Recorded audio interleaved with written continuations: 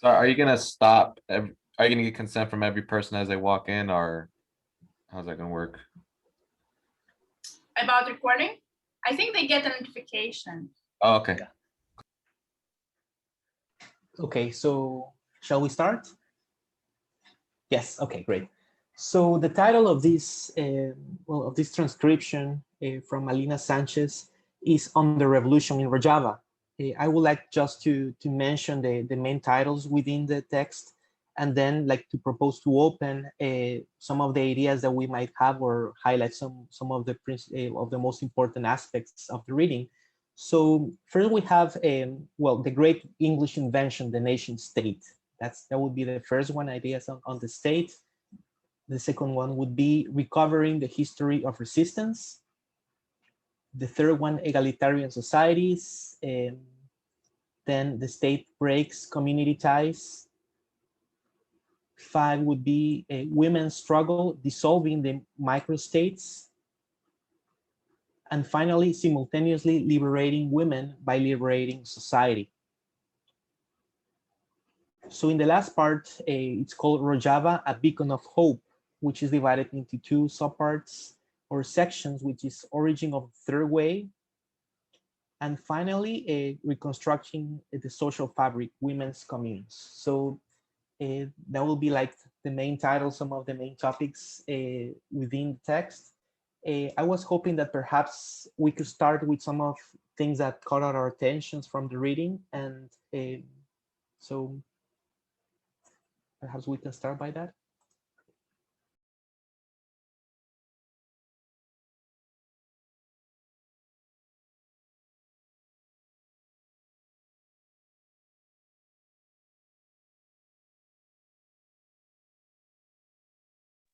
Who is second stack? Anya? Okay. I really didn't want to go first, because I always speak in these sessions, but since we had the moment of silence.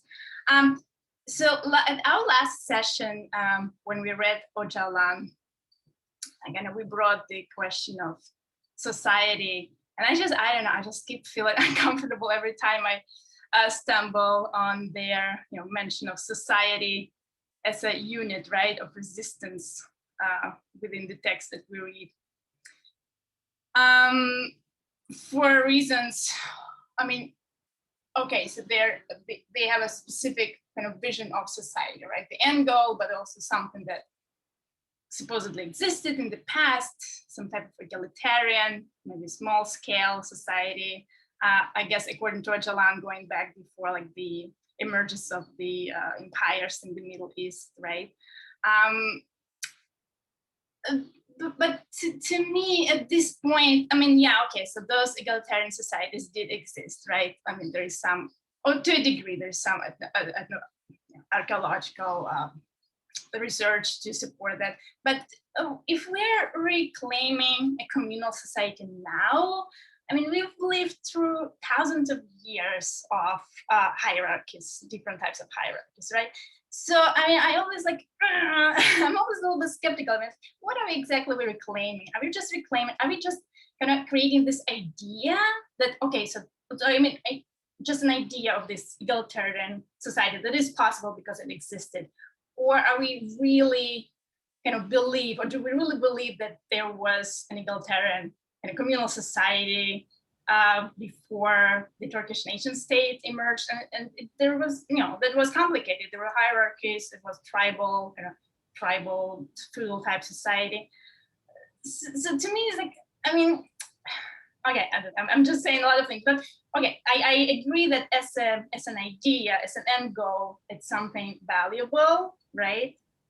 That there can be an egalitarian society without hierarchies, different types of hierarchies. But I feel like I would like it to be more grounded in history. And if we're talking about the Kurds, in the Kurdish history specifically, at which point, where exactly do we see those egalitarian societies exist? I mean, where exactly did this stop? Is it just the Turkish nation state that destroyed the egalitarian fabric, or there was something else before? So, okay, stop there.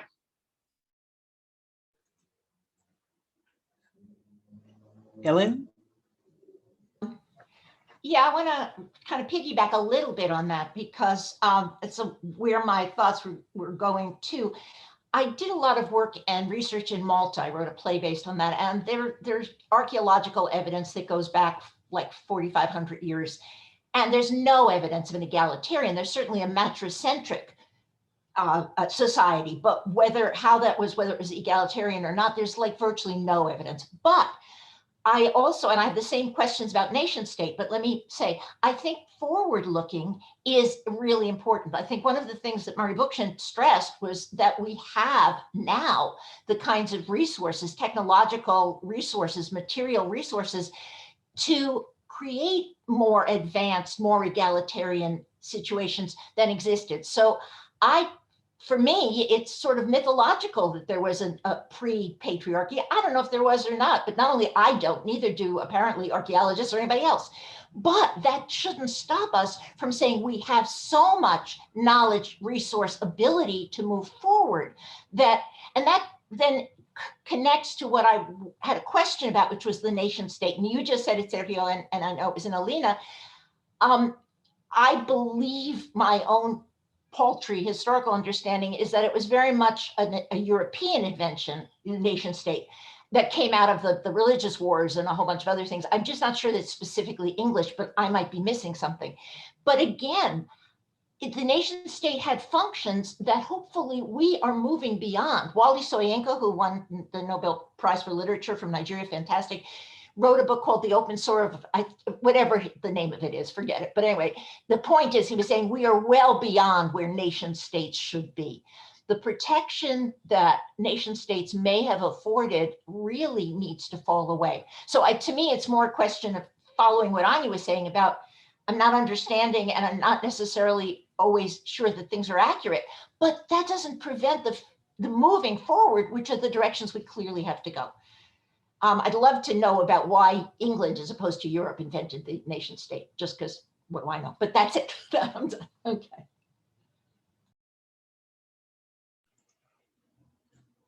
Thank you, Annie and Ellen. Who would like to go next? Okay, don't feel pressure that you have to elaborate on what we said. You know, reading something new.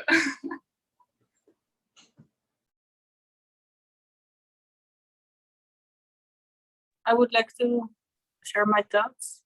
I found it hard to really understand the content because I'm new to this matter. But what I did take from the message is that you don't have to be a Kurdish woman to struggle. And I'm a Dutch woman. I live in the Netherlands, and I have a lot of liberties. I can really self-govern myself. I go my own path. I can start a business or become a politician. And so that really, what I take from this message is that in my own sphere of influence, I can also have my own struggle. And that's actually just as important. So that was good to take with me.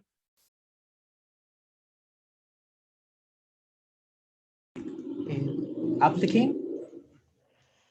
Yes, I would like to share a couple thoughts too, especially because I was born and raised in that nation state, right? I came to Germany when I was 18 years old, so still relatively young. And I was immersed in the German language since I was 11 years old. So I spoke the language when I came to Germany. And I have seen both the Turkish nation state, which was really erasing all our identities, because I was really trying to create this one nation, one leader, one religion, one language, everything united from the top, right? It didn't really grow, this nation state. It was dictated from the top in pretty much few decades, really. If you think about the history of the Ottoman Empire also, because I started also when I got aware about the existing of Kurds, this was openly talked about in my family, but not outside of it. With our friends, we talked about it. But when I brought this up in school, I was, I think, 13 or 14. There was an earthquake in 1977 near Diyarbakir. That's the first time I used the word Kurdish and Kurdistan in a composition I wrote. And I was cited to the assistant principal, and he said, "You are one of our best students. Why are you doing this? Just erase it. Don't write this." You know, like that culture of erasing that identity, that people, the whole 30 million, 40 million, nobody has really counted them, so we don't even know how many they are. It has been a policy of this nation state. And many other nation states have this kind of assimilative politics. The United States, for example, right? They call it in a positive way the melting pot. Well, yeah, tell me about it. You did a genocide on many people, and now you are calling it a melting pot. No, you basically burned them, right? you erased them also. So, and then I started discovering, although I was very much in those structures being raised as a nationalist person, right? Like, there are many Kurdish people in Turkey in high positions, in the highest courts, in the parliament, not necessarily HDP people, but in other parties. There are Kurdish people in other parties. In AKP, they are Kurdish people. And they are collaborating with the system because they see something in that usurping power, right? If you join them, you will get power. That's also a narrative we were taught. If you join us, you will be powerful. Look how powerful we are. So there are so many things the nation state does to us to make their oppression permanent and very powerful. So we can't really escape. We can't really recognize there are other ways, because when I look at the borders around Turkey, for example, right, there's also the side of Balkans, Greece. A lot of my DNA actually comes from that region. We are Macedonians, ethnic Macedonians mostly. My Anatolian part is just 1/4. So there are all those borders, all those struggles within those borders and between those borders, and people moving over centuries back and forth, back and forth. The border, for example, there's a wall now between Syria and Turkey. I remember my aunt, she is one of those people they call smugglers. She used to go to, Aleppo, Damascus, and bring stuff and sell it in Turkey. I was more or less a permeable border. It was relatively open when I was a kid in the 60s. So, and that has all changed meanwhile because of these never-ending wars also, and nation states need those wars to sustain themselves. Otherwise, they can't sustain themselves. If we unite, if we break those borders, there won't be wars anymore, right? And they can't sustain that national state identity unless they always force those borders. We are something different. We are more powerful. We are better. So those are basically summary of my thoughts right now. Thank you. Thank you, Alke King. I also have some reflections about the reading I would like to share. So one of the main things that struck me was the idea of why to start with this critique of the English state or the state as such. So basically, if we connect each one of the parts in this reading, we can see how Alina is proposing to defetishize the notion of state.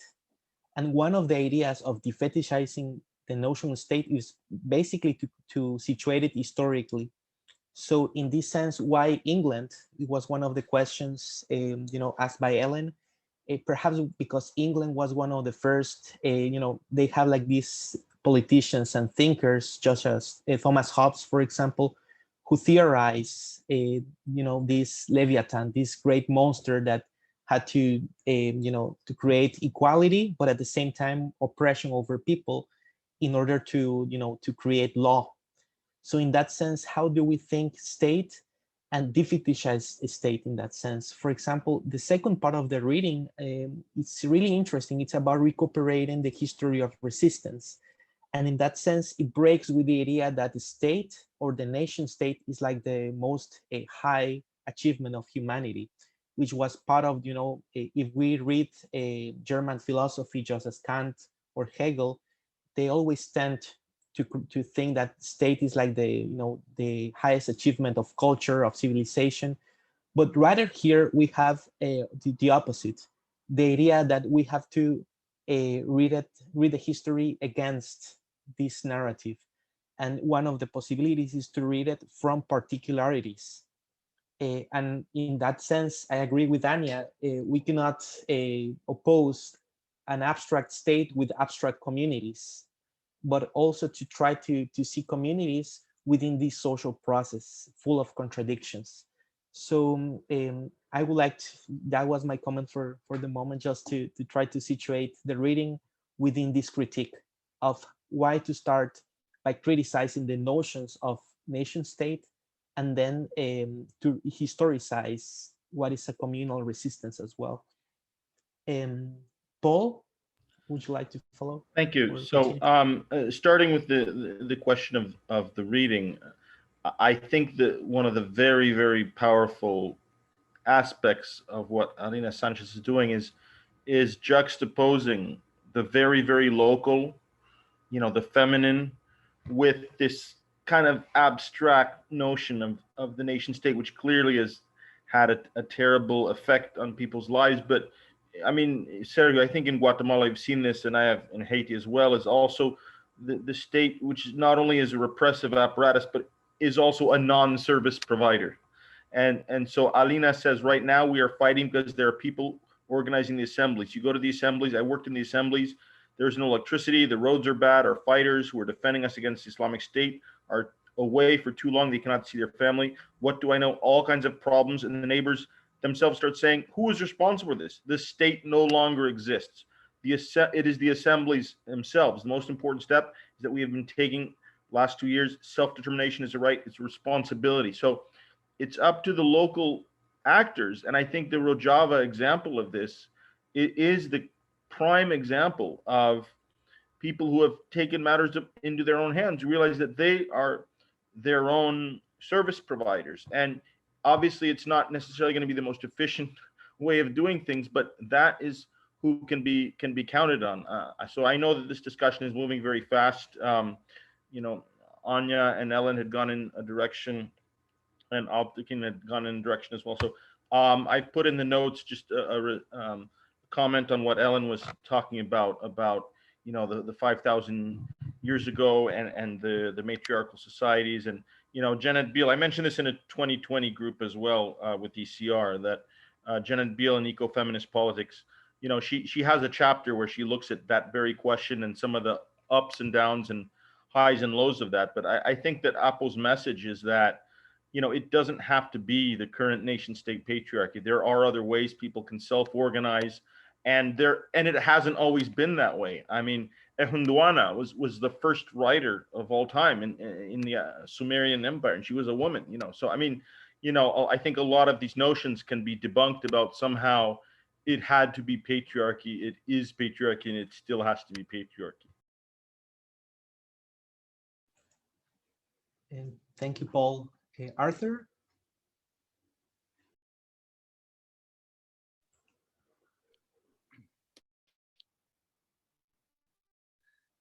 Hey folks, attention if I'm glitching out, I'm having a little bit of internet trouble.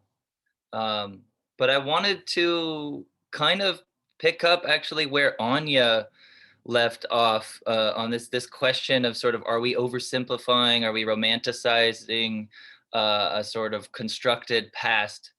And what it made me think of is kind of this larger picture of something that I've been kind of feeling as I study Öcalan more, which is kind of this dynamic between looking at it as this the Öcalan paradigm, if you will, or the freedom paradigm, as the Kurdish freedom movement calls it, as a sort of precise science that's making factual assertions about history, about, metaphysics. It's an extremely ambitious, far-reaching sort of philosophy that's almost meant to be like all encompassing or quasi like religious in scope, right? It's like, it's not only commenting on this specific political, historic, material context, but it's trying to draw a common thread through like, here's how the universe works, here's analysis of history, and therefore, like in this contiguous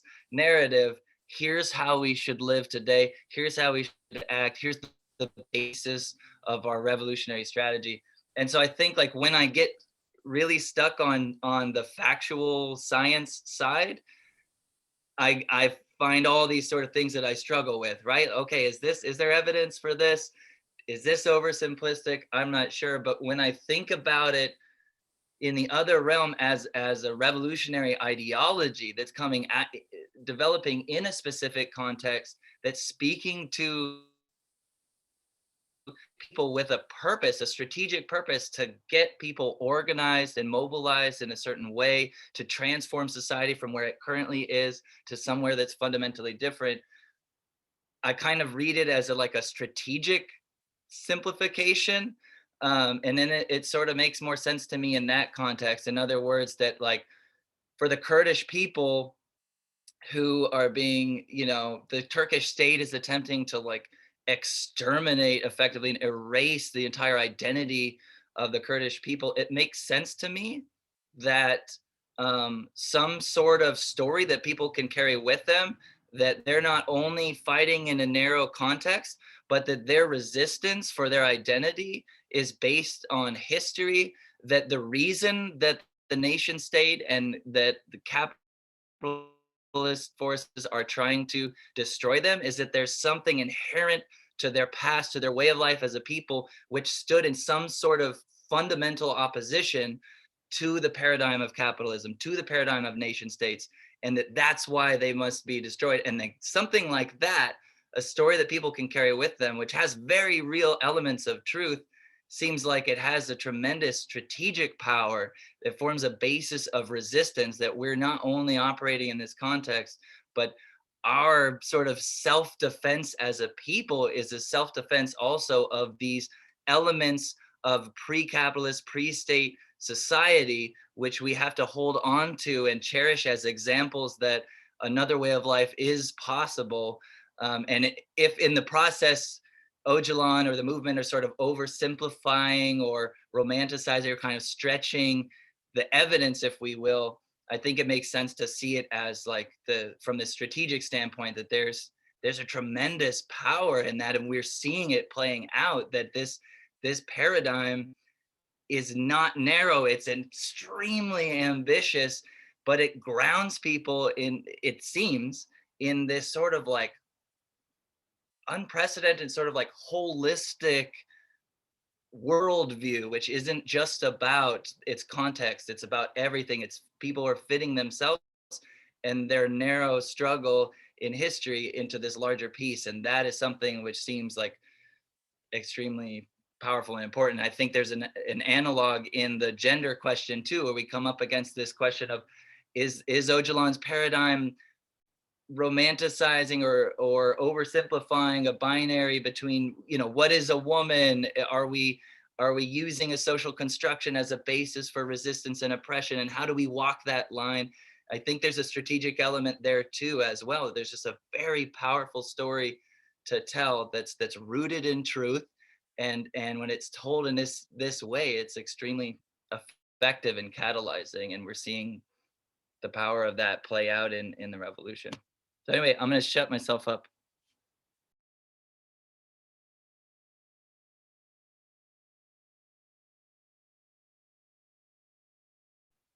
Ellen, Sergio, I'm going to help you out. I really love what Arthur was just saying very much. And that really actually helps enormously. I'll tell you why. The idea that a narrative carries power is essential to me. And I hadn't ever thought of it this way. Yeah, I come upon a lot of stuff. I go, well, But the larger meaning that doesn't match with facts that I know, it's not complicated enough. But the other side, what you just said, Arthur, really is powerful to me. Because yes, narratives, discourse, that is what carries people, and it's strategic. I love it.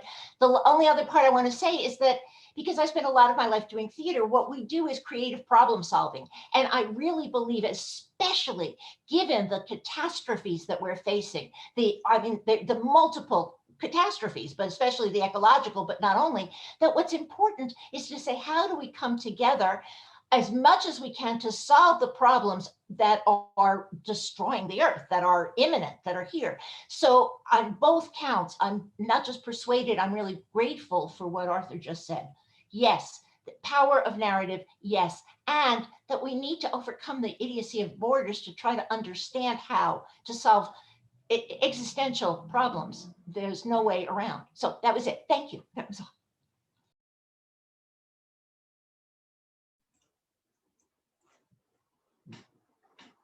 Okay, Anya, yes? Yeah, just to follow up on what Ellen said, because it brought to my mind another element in Alina's speech that took my attention. I think a couple of times she mentions the need of dialogue, in particular, with conservative parts of the society who are also part of society. So she says, you cannot exclude them if you are building some sort of society, communal-oriented thing. But then, in Rojava, I guess from our previous reading groups, we know there is negotiation, right, with conservative parts of society, including men, right? So they didn't just give up their privilege. The struggle is ongoing, and more conservative, I guess, ethnic groups in Rojava with Arab tribes. There's a recent report by Rojava Information Center that looks at that, how these ideas, radical ideas, find their way into those non-Kurdish parts of Rojava's population. But then I was left with the question: can we dialogue with everyone? I mean, can we solve everything through dialogue? And of course, Rojava isn't. They have a defense forces, right? So they, no one advocated dialogue with ISIS. So, and there's a huge emphasis on self-defense, obviously. But I don't know. Maybe someone else, I don't know if that caught anyone's attention.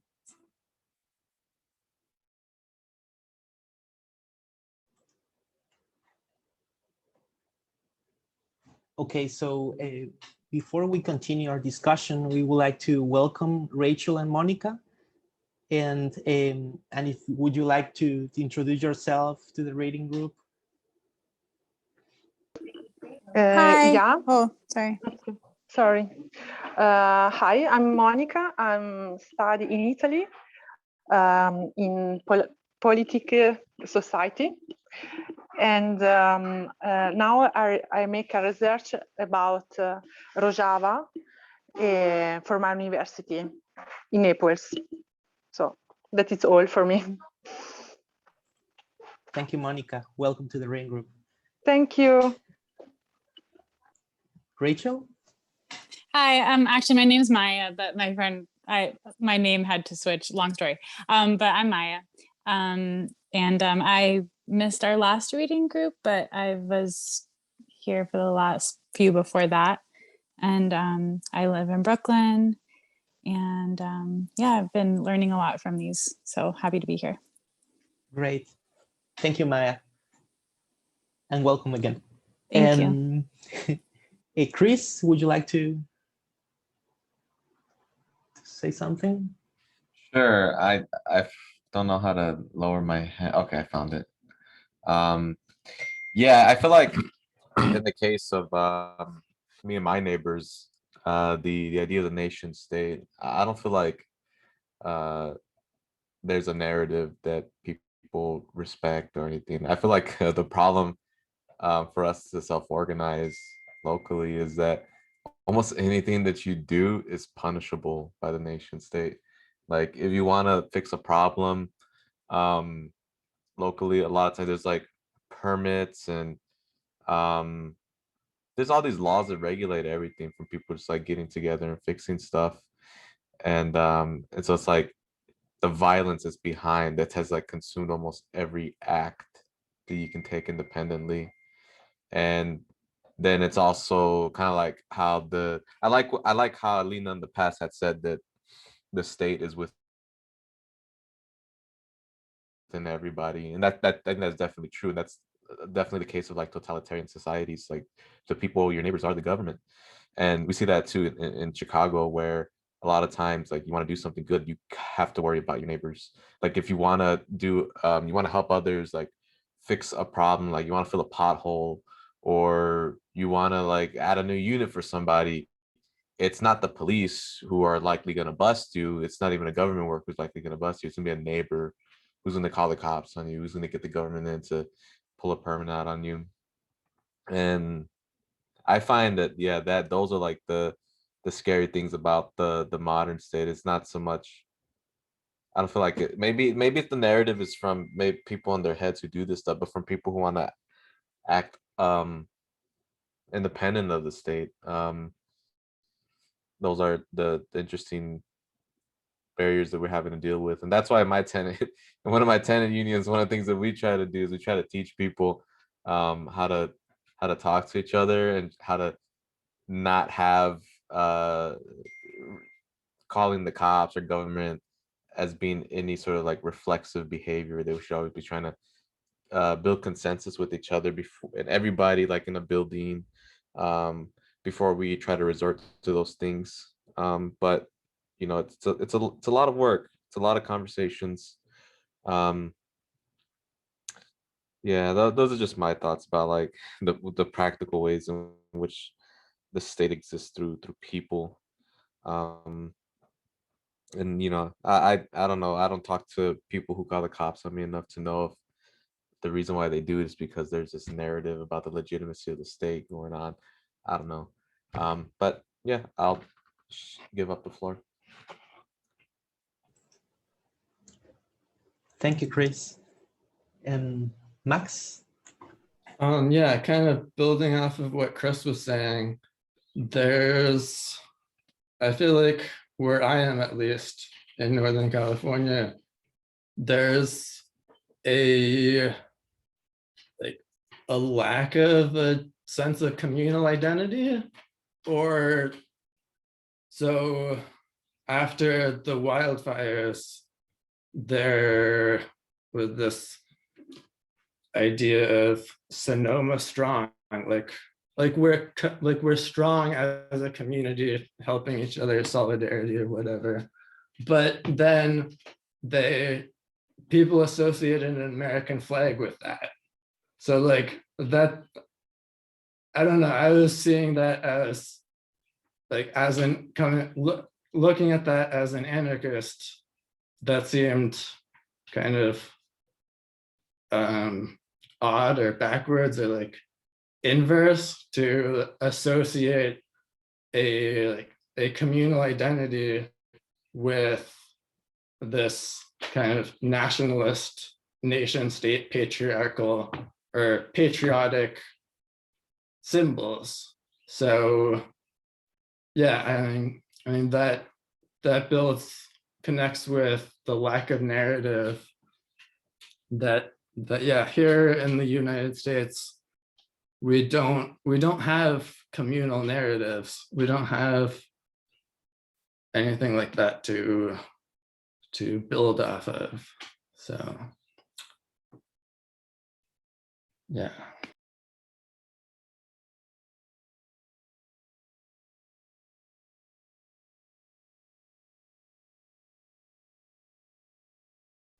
So I told Sergio I'd chime in with a different or a slightly different take on the reading once we had another silence. So it looks like that has come about. I'm gonna copy in the chat kind of the quote that I found most interesting of this reading. And it's really about kind of the gender aspect here. And as Sergio and I were discussing it, it seemed like we had interesting conversations from our comparative lenses, thinking, well, Guatemala, Nicaragua, but we have so many people on the call from different places and who have different expertise and different cultures and countries that it would be really interesting to hear what you think of this. But essentially, if you're unable to see the chat, I'll read a bit of this. It's Alina saying that a society cannot be enslaved This can't be done by creating marginal, sectorized, fragmented spaces if first women were not first excluded in a private space. It's not possible. So something that I've found really interesting, especially since studying violence in Nicaragua, is that there seem to be those parallels of violence in the home and then violence in the state. And Nicaragua is a great example of this, especially right now, unfortunately, because the dictator, Daniel Ortega, is actually accused of having raped his stepdaughter. And so he is not even just figuratively someone who has violated these spaces. He's also lived this in the family and has also done this particularly since 2018, but arguably for much longer in the context of the state. So kind of seeing the interactions between there, and then hearing the introductions of several of you who are talking about how to use education as kind of a instrument to combat this. How do we think about that? If we think about violence being in the home and in the state, what should our solution or what is our initiative in that case, where we have something as intimate in this, one of the smallest units of society on the one hand, where this violence is being perpetuated, but then also at these much larger levels where you have these massive states that are so bureaucratic and difficult to work with, that how do you then work policy-wise, I guess. But it brings to mind all of these different layers. And so hopefully that may bring up some more thoughts.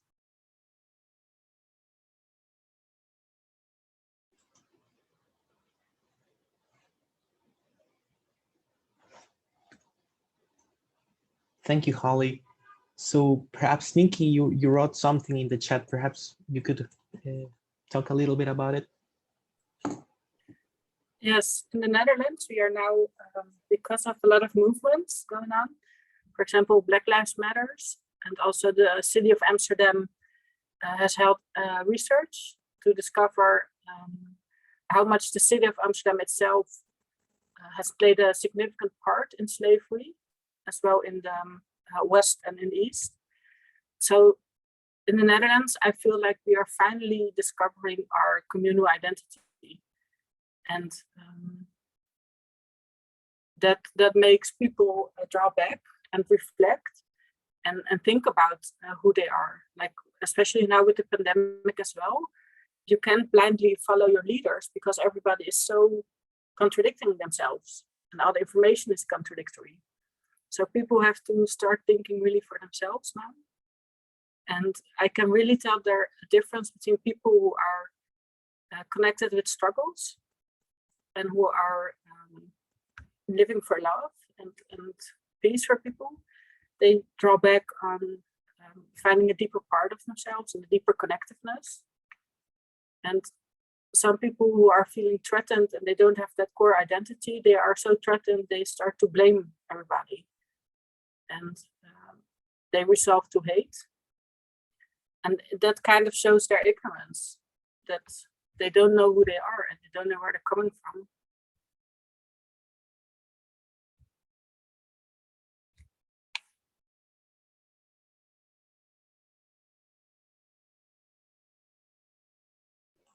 Anya? Yeah, don't want to talk too much, but didn't want to Holly's comment go to waste. I'm familiar with like theories by Marxist feminists, right? That kind of center, that add to the Marxist theory the analysis of family and how it constitutes, the systems of accumulation of surplus value and oppression, right? Discipline and resistance and stuff. How is that in practice, right? I thought when you were reading out, I thought about the AKP's, the current ruling party in Turkey, the Erdogan's party, right? So they have a very strong pro-family, discourse and policies. So really, building up the family and advocate anti-birth measures, anti-birth control, kind of very conservative family values. And I haven't read much about that, but what you're saying, that there's like real link in practice between authoritarian capitalist state and repression of women within families. And I would have to read more on this in terms of what is driving specifically AKP's kind of conservative policy on family.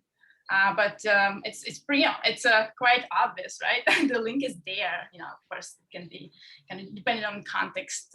Could be different factors driving it, but there's something there. And I don't know, Marlene or Alptekin, you're familiar with the Turkish context. Maybe you have something to say to that. I just haven't read enough on that specific aspect. Marlene, yes. Yeah, sure. I mean, definitely, I think, in Turkey, we can see this very clearly that with the rise of the AKP government, there has been also a massive rise in more conservative policies. And we've seen a massive rise in the rates of femicide, for instance, that has gone up massively.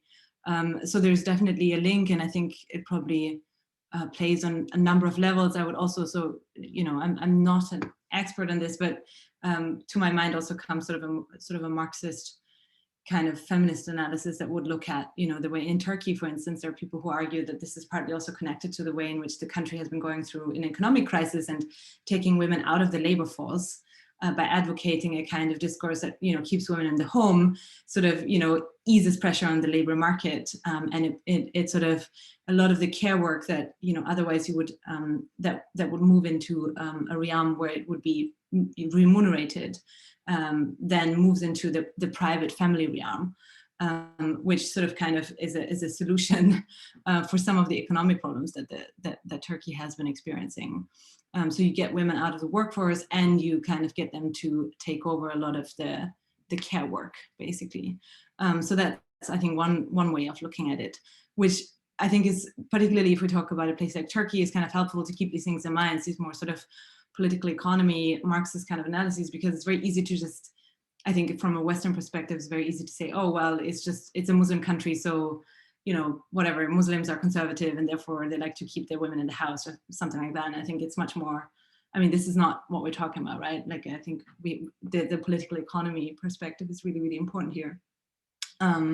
So yeah, I think definitely there's, and I think the point that Holly raised is really crucial, the way in which the family is linked to the state. And I think, like, what I really liked about Alina's speech is how she talks about the family as a micro state. And I think that's really very true. And in Turkey as well, for instance, there have been cases, quite a number of high profile cases of where literally you see that happening, where you have a number of high profile AKP members of parliament that have been accused of rape or, murders of, like first raping and then murdering like women, like domestic workers in the houses and this kind of stuff. So very similar to what Holly, you were describing for Nicaragua. And so yeah, I think this is a really crucial point, I think, and I think it's a point where we really have to think about, right, what does resistance mean? Like, where do we start if, sort of,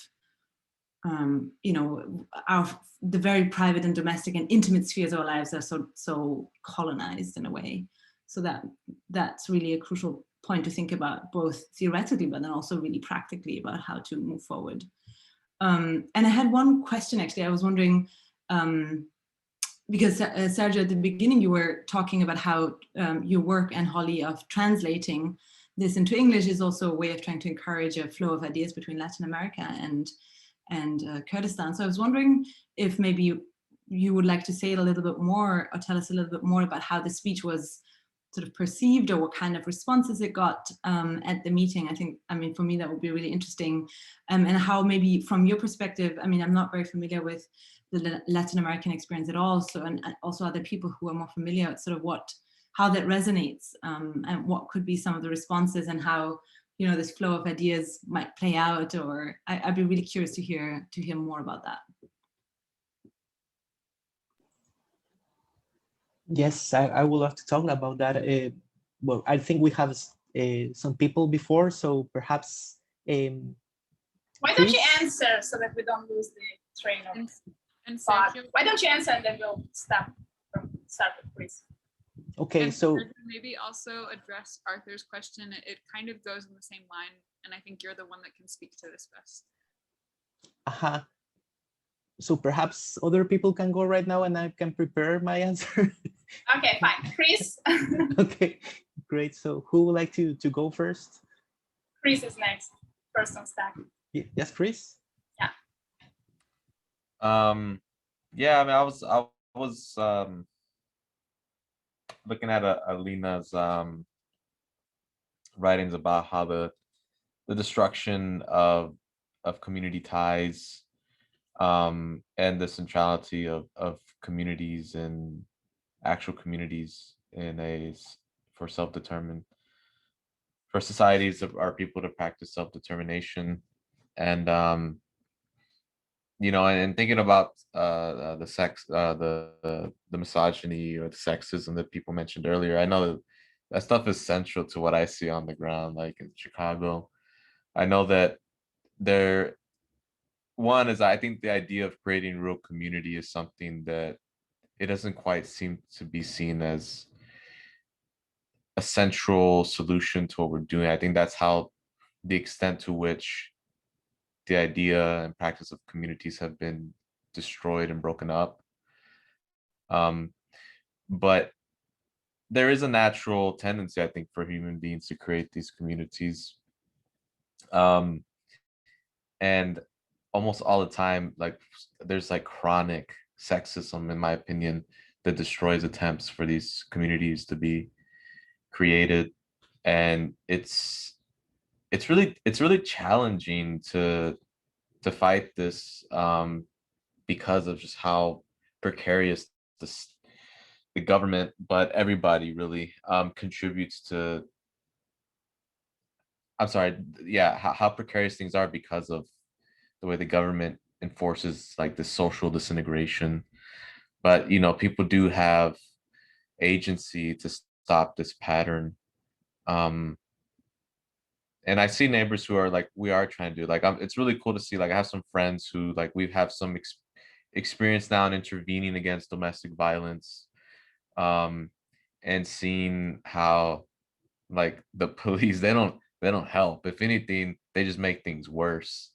Like, we had a neighbor who her boyfriend stole her vehicle, and the police went there, and we were there. Like, we didn't call the police, someone else called the police, and they didn't do anything. We had to wait till the police left until we get that vehicle back, and we got it back within 5 minutes of the police leaving. But it's like those victories that, and the way that we, you know, and that's like, that was part of like the beginning of like people kind of pushing back and just started doing this stuff, because like, can't wait for this stuff. But I do think that it is, you know, important for, you know, to build up on top of this stuff, which my neighbors and I want to do, that we kind of are able to connect with other people doing this stuff to kind of like motivate each other, because like we don't really know anyone else who wants to do this stuff without getting the state involved. And I think that, you know, like Alina writes about the women's communes and reconstructing the social fabric. It would be great to be able to connect with others to talk about how to do this stuff based on what the revolution has achieved, which I'm, you know, very inspiring. But I'll leave it there. I'll give the floor to someone else. Thank you, Chris. Ellen, would you like to go? Yeah, I'll be brief because I want to hear what you have to say, but I'll say three quick things. One, about education. I had done a seminar, a class between half of my Smith students, they're women students, and in a prison for women. And it was on women and violence. And what we did over the course of time was look from the very smallest, like from the family, out into the neighborhood, out into peer groups, out ultimately to educational violence, the violence of the educational systems, the violence of government, and to war. And one of the things that was very powerful for everybody, and one of the things that was very clear was that as we made connections together, it's an all women's course, many of the participants copped to that they were perpetrators too, that things are not simple, but seeing the connections was really powerful. Yeah, somebody attacks me, I'm gonna punch him in the face and I'll kill him if I can, says one of my students. But as we start connecting that to larger systems, they're like, oh yeah, as long as we don't uncomplicate, I think it is right to complicate and to embrace as largely as we can people, because most people, to go back to, I think it was whoever just spoke, I forget now, but the fragmentation, the isolation, all the forces that undermine community, that stress individualism, contribute to the enormous problems and to the fear which generates a lot of what's happening. Last thing I want to say is about the connections between Colombia and Kurdistan and Rojava, because I came actually to Alina through Colombia. I was doing a bit of work on peace and reconciliation, which obviously has gone nowhere right now. But one of the things that I was learning by attending a lot of peace and reconciliation events was that, and it actually came back to Guatemala, which Paul was talking about, that if you have utterly entrenched interests at the very top, and whether this is going to be in Latin America, it's going to be in the US, it's going to be in Turkey, it's where the people who are that entrenched in their own power don't change, don't give it up. That's why I think working from the ground up is the most powerful thing you can do. You can't say, hi, Mr. Horrible Person. And I don't care if it's Nicaragua or Ortega, because I know very much, I mean, I didn't live there for 5 years, Holly, but you know what they say is he's a bastard, but he's our bastard. Well, he's not your bastard anymore either. I mean, the people at the top suck. I don't know how else to say that. And I don't care what their ideology is. I really believe in working from the ground up. And I see a lot of parallels between South America, Central America, and Kurdish struggle, and I'm sure many other places. But that's it. I've mushed it all together. Sorry. Okay. Arthur, do you have anything else except that question, which Sergio is preparing to answer? Otherwise, we can go to Alex and then Paul and then Sergio. Should we do that? No, thanks. Yeah, I just wanted to ask Sergio for his thoughts, so I'm gonna bow out. Yeah, thank you. Okay, Alex. Thank you. So we'll try to keep this brief. So this is a practical, I guess, like thing that I want to say to support Marlene's comment about like the family being a microstate. So I think it's a personal thing that I want to share, if that's okay, but I'll try to keep it brief. So one of the things that like has been most impactful for me in like, you know, kind of like reading about the Rojava revolution and like just kind of like trying to apply some of those principles to my own life has been trying to like reflect on my family and its structure, and like just the kind of like, you know, top-down structure of the family is that there's like a matriarch on top who like has like this is my grandmother, is like a person that I love, like, you know, with all of my heart, but she's an authoritarian at her heart. It's like she like, you know, kind of like rules everybody with an iron fist, and she doesn't like really want anybody to succeed. She wants to be superior to them. And so like, it's very similar to the police in that way. And so it like leads to this like reinforced problem of just like people not being able to escape, you know, just like, you know, circumstances and poverty and like stuff like that. And so I got to thinking about like, you know, communities in Rojava, like Jinwar, for example, and trying to apply some of the same things that they're doing there to support my aunt and her 3 children. And so like I recently had an opportunity to bring them out. I grew up in like Northeast Ohio, in like really, really small, like Midwestern farm town. And so like I had those 3 children out here, and like while they were here in my care, we got to like start to think about direct democracy and how to make decisions as a group, and just trying to get them to think about, you know, their role within the group and like, you know, where they are developmentally relative to other people and how to factor that into our decision making. And it was, oh, okay, so we have some love from Worcester. That's I come from Ashtabula. I don't know if that means anything to you. Yeah, but that was a really interesting experiment, and I think it was largely successful. Of course, there's like, you know, going to be some bumps on the road because like we all grew up, you know, in like hugely patriarchal capitalist, you know, shitstorm basically. But it's also nice to see that my aunt is actually getting some like economic independence because of this project, because of like, you know, this kind of influence. And I think that it speaks to Marlene's point a lot, and I just wanted to share that. That's great. Paul. Yes, continuing on the Chapter 5, Women's Struggle Dissolving the Microstates question that Alex was raising. I mean, what I got out from the reading is the sense that, you know, the enemy is going to be there. The enemy is going to be organized, and it's up to us to create that alternative narrative, to create that alternative reality. I mean, you know, she explains that, you know, there will be no liberation if we do not start with the, you know, the structure of the system and the inequality that is really the cancer of those who are in and those who are out. I know Oslam talked a lot about that in her book that we analyzed last year. And I you know, I think of Jinwar, I think of the fact that, you know, we have to organize as women. If we do not create our autonomous women's organizations, there will simply be only one of the elements of change. There is variety in life. We have to make that variety to begin to contradict and begin to build that society. Because, you know, 50 years ago, 100 years ago, I think, you know, alternate groups were invisible, whether the other was invisible except in our own communities.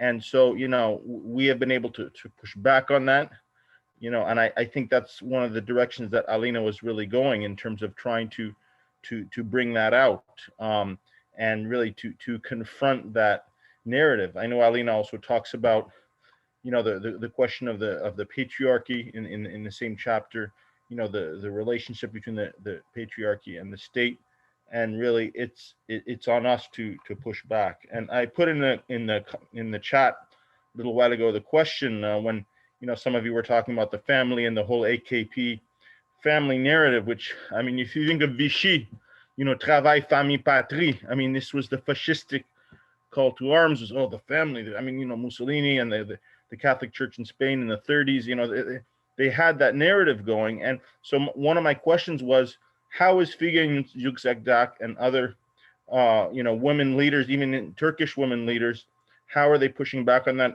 Maybe Marlene or Alpta can address that.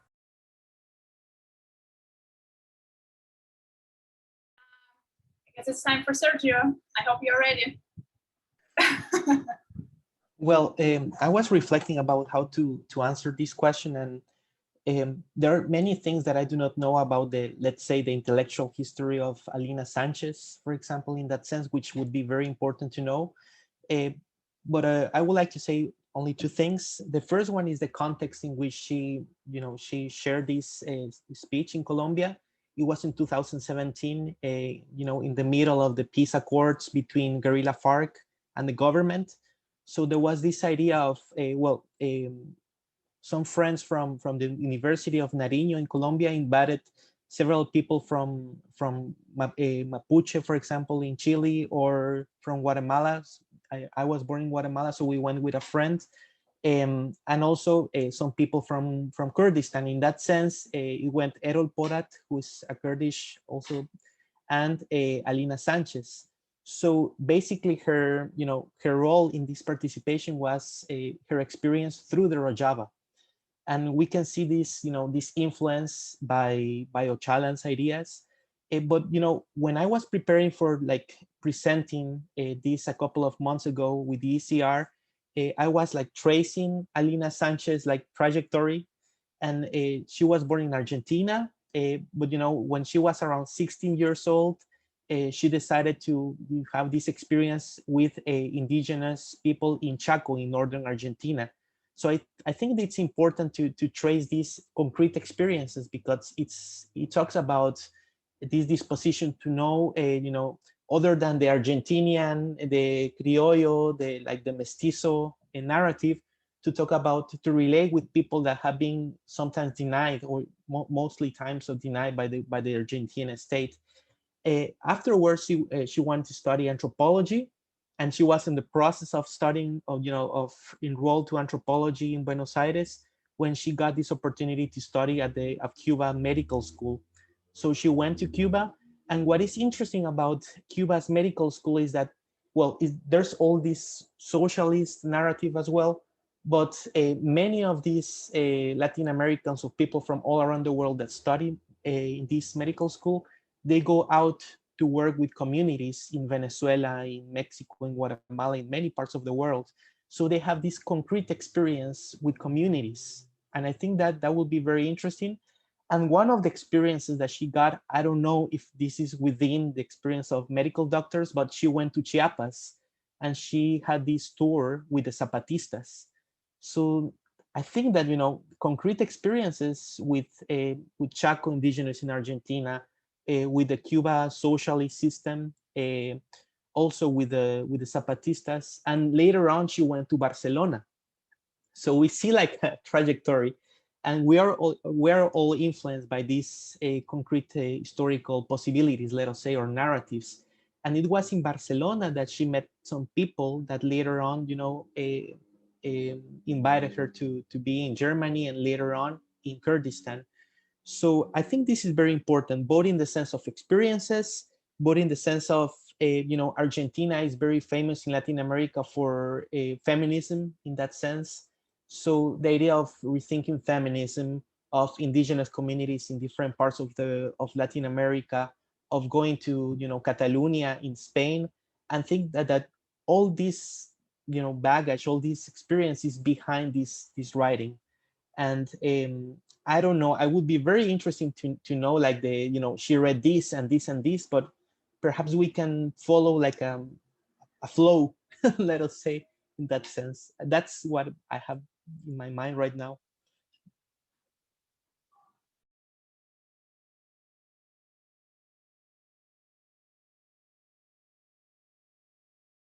Anya, yes.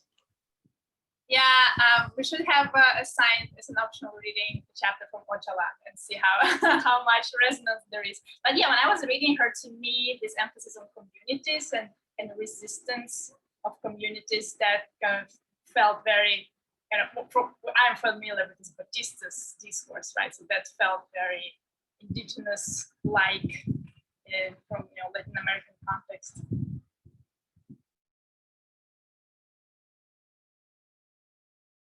Oh, another question from Arthur. Arthur, do you want to just ask it? Oh, sure. I seem to remember reading it somewhere in the middle of the speech. She refers to our leader, and y'all put a sort of clarifying note that it was referring to a female leader. And I'm wondering if that was a reference to Sarah, to Sakine Jones's, or somebody else, or if we know. Well, I do not know like exactly, but she used to work in Afrin and then in Rojava. So perhaps it was like a more recent leader. I missed that part. I'm gonna look for it.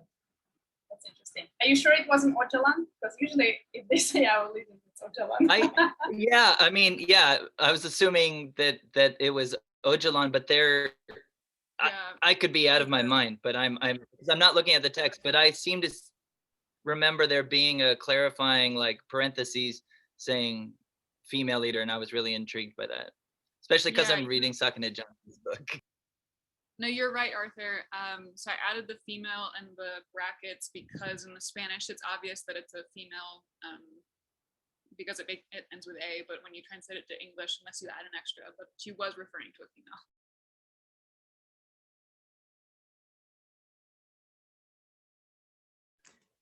Yes, Abtegin?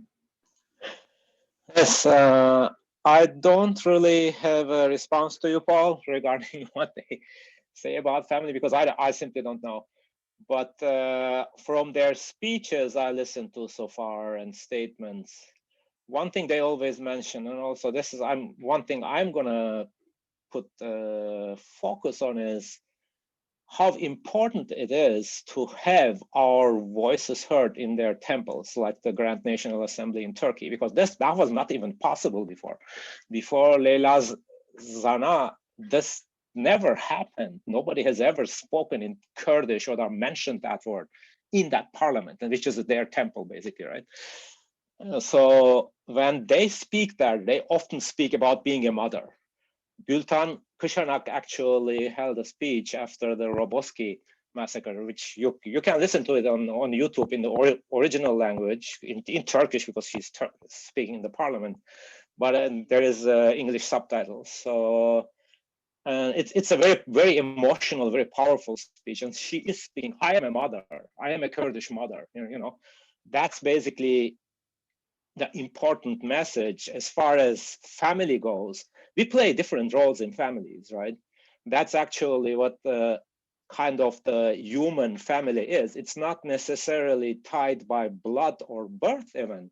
It can be a family of choice. It can be an extended family of choice. It can be something bigger than my parents and grandparents and my children. So I think, and that's how I actually experienced it when I joined the, let's call it, some general revolutionary socialist community in Germany, where when I arrived in 1981, 1 year after the coup. And there were lots of people from Kurdistan there, and we connected right away, and they really embraced me like family. It was very moving. So, and I think that's how we need to think about when we talk about families, communities. This is also very deep, very emotional ties between humans. It's not just let's call it whatever theory.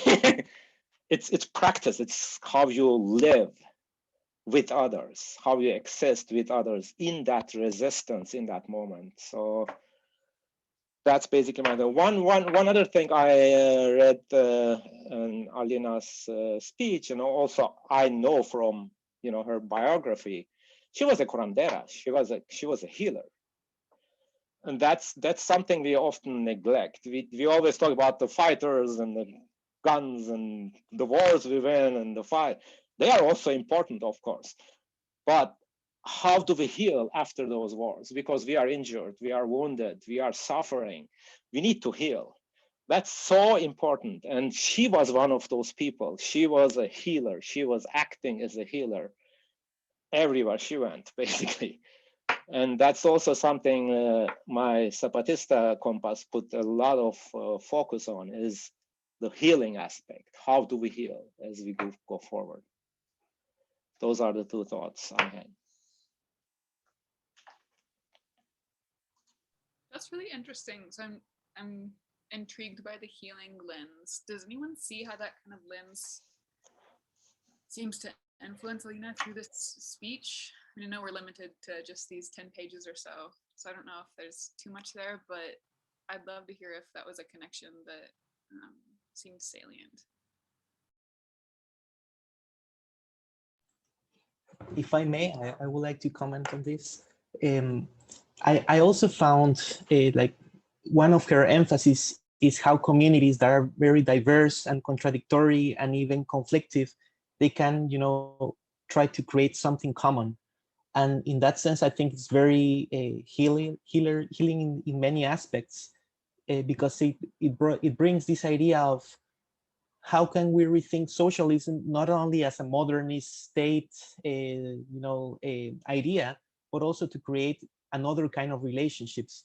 And that is the importance of seeing a state not only there as the government, or within the capacity of creating like state relationships with other people. So how the state is present in each one of us, but at the same time that we have these communal potentialities within us as individuals. So a revolution is not going to be outside completely, but it's going to be part of creating new kinds of relationships. Now, if we bring this to, to another kind of realm, we might distinct that the idea of socialist revolution in the past, in the 19th century, 20th century, perhaps I'm going to regeneralize, try not to talk about emotions. It was not focused on emotions. It was not focused on how we felt. Perhaps it was the idea of discipline, of commitment, which is the idea of party, and at the same time, it's the idea of state. But nowadays, through feminist critique, through communal lens, we can rethink what is revolutionary in that sense. And the thing is that sometimes, like the outcomes of these reflections, go in opposite directions of some strategic perspective of how to create a revolution or a socialist revolution, because it pays attention to the details. It pays attention to our own development as human social beings and individuals. So I felt this emphasis too, Holly, and taking on the idea of a healer, which was so important which is so important in native communities and communities all around the world, I think.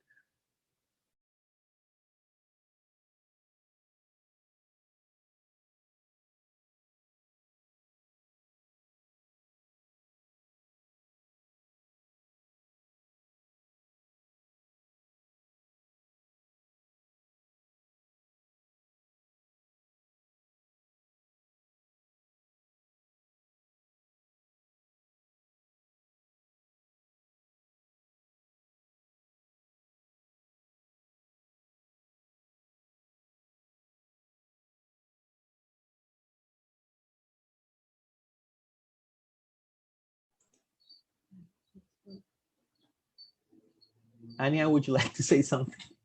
I would like to ask, I mean, we usually go, but Nikki has her hand up, so I'll shut up for now. Okay. Thanks. Well, this topic about healers, my perspective on healers, it's very humble because I'm not raised with healers, I'm not in this culture. But what I can tell from healers is that they also help you refine your own narrative.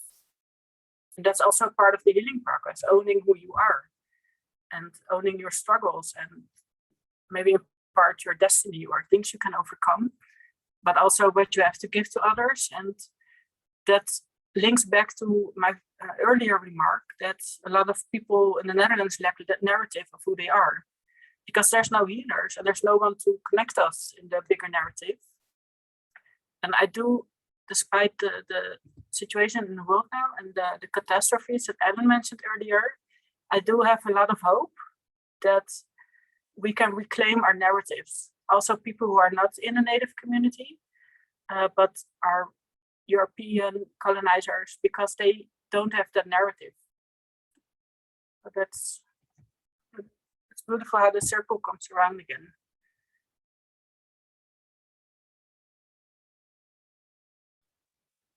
Actually, I can comment on that. Something I wanted to say a while earlier in the session, because we were discussing the narrative, right, that the Kurdish movement has created and a mythical touch to it. But several people have mentioned like the importance of potentialities, right? Just to know that there are there are alternatives, right? That we are not, the humanity is not just a capitalist nation state organization. It can be different, may not be perfect, but it can be different, right? And I was thinking about David Graeber because I became interested in anthropology precisely because it's a discipline. It shows you a whole range of potentialities, and David Graeber, his work also, he explores, right, how different we can be and our potential for creating a utilitarian, right, just a good society. So yeah, just back to the narratives, important, right? And I often talk to people, like even, and the common counter argument against any type of change is, but this is how human beings are. We're just greedy, power-seeking beings, and yeah, you can have a revolution, but it will come back, right, in different kind of social organization, but it will come back. And then this argument is so powerful, just to say no, it started and it will end, and there used to be other forms of organizing society, and which are better, right, more efficient. I mean, Paul mentioned non-service provider. State is no longer a service provider, right? It has abandoned many of us, right, especially the most marginalized. So I mean, maybe it's also a good moment to show that the current structures they're not just the only ones it can be, but they're also not the most functioning.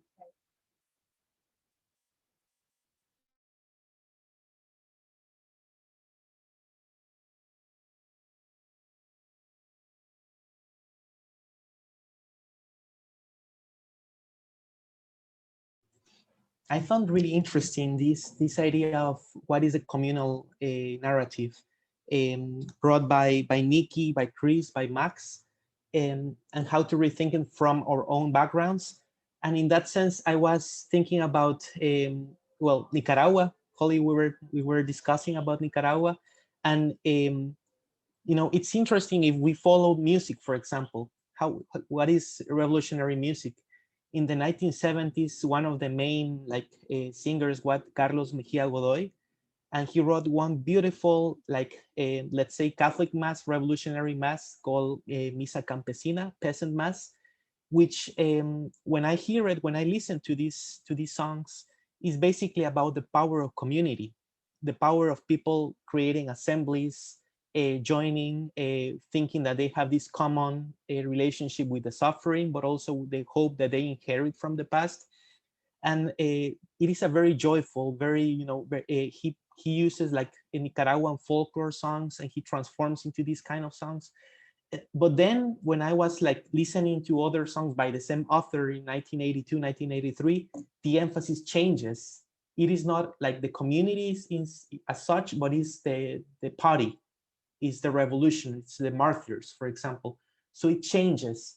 So how can we think, for example, the genealogy would say about these kind of transformations from this communal, very joyful effort into this kind of state idea, or this very, like sacred idea of the struggle that transforms with the revolution.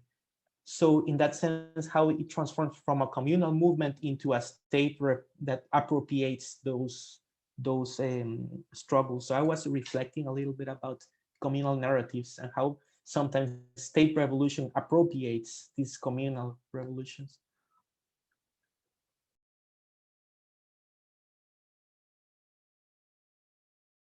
Just to add on to that, I'm posting the link to one of Carlos Mejia Godoy's current songs that he wrote in the context of the uprising that began in 2018 when Ortega began attacking the population. And so you see another pivot there where he is now supporting our current youth who are fighting for democracy and against dictatorship in all its forms.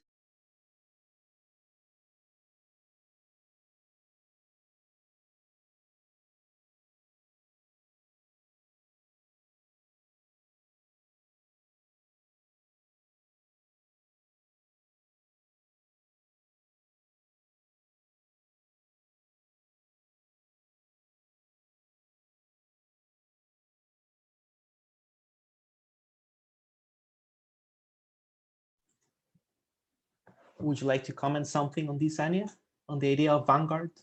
No, I just thought it was relevant to your remark, right? Like differentiating between community-rooted perspective and approach versus vanguard type of art.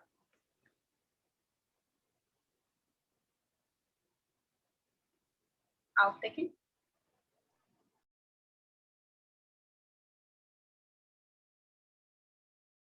Muted. We already talked about this lack of communal feeling practice in the United States. And this is something we struggle with because I live in a small town in Ohio, just 25,000 people, really small. And what you see behind me is actually my backyard.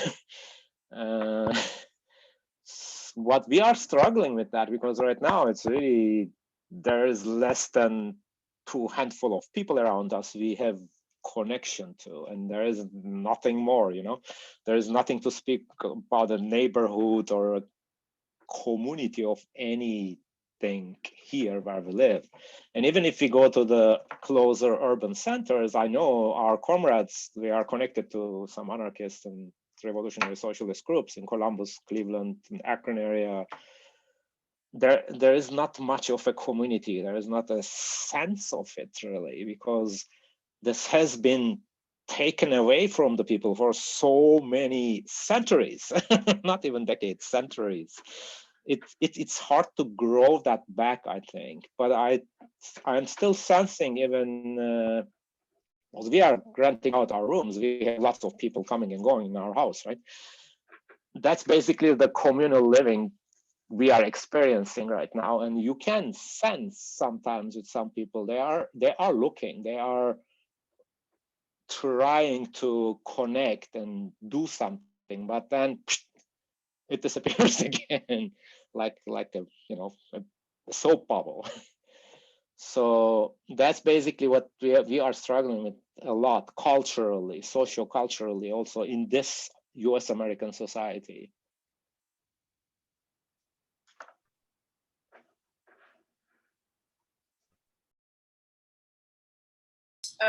We have a new participant, Jen. Welcome, Jen. How are you? Thank you. Good, thanks. You want to give a little introduction about yourself? Sorry. Yeah, I'm just in Tokyo. I was able to attend the first meetings in New York, but then my mother was ill, so I just flew here, and I just want to do some solidarity stuff if I can. But like the left is busy with like opposing the Olympics, and it takes all the energy. But I'm just very honored to be here, and I'm sorry I'm late. Thank you for having me here. Thank you for coming, and I hope your mom is feeling better. Thanks.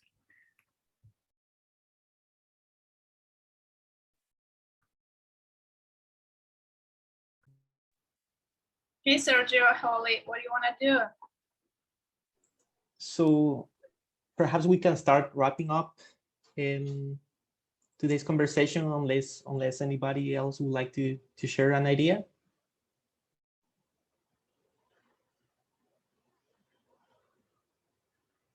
No? Okay. So Anya, shall we finish, like announcing the possible reading group with about the Zapatistas and the Kurdish for next semester? Yeah, sure. Go ahead. It's okay, relevant. great. So yes, so the ECR is planning to, a series like various sessions on trying to compare and understand these two important revolutions from Zapatistas and also the Kurdish. But the idea is not only focusing on, for example, Rojava and like the autonomous municipalities of Chiapas, but trying to understand a little bit about the region. So for example, this last semester, we focus on trying to understand the political economy, not only of Rojava, but also of Syria, of Turkey, of state formation as well. And we're going to follow a similar approach to the next reading sessions, in which we are going to try to understand how can we see through the Zapatistas also a different, realm of struggles of indigenous communities in Central America and Mexico. It is impossible to understand the Zapatista revolution without understanding Sandinistas in Nicaragua or Maya communities struggle during the war in Guatemala in the 1970s, or El Salvador revolution, or even the first Zapatistas in the Mexican Revolution in 1910. So in that sense, we're going to try to trace these movements through different historical moments, and to try to discuss a little bit what is, well, one of the main ideas, what is to be revolutionary, what is the revolution nowadays from these new experiences. So we're going to send you some information about this. We hope to start in September, isn't it, Anya? Yeah, we'll take a break in August because we'll have a social in New York City, I hope. Okay, so great. So other than that, thank you everybody for coming, and we hope to see you in the future. And Holly, would you like to say something? Sure, it was just really lovely to hear everybody's opinions and reconnect with the community that stands in solidarity with so many different people. So thank you for joining us. Thank you all. Thank you, everybody. Enjoy See the you rest next of your time. weekend. Do something Have fun. Thank you. You too. Thank you so much. Thank you, Bye-bye. guys. Good to Thank see you. you again. See you Thank next time. you.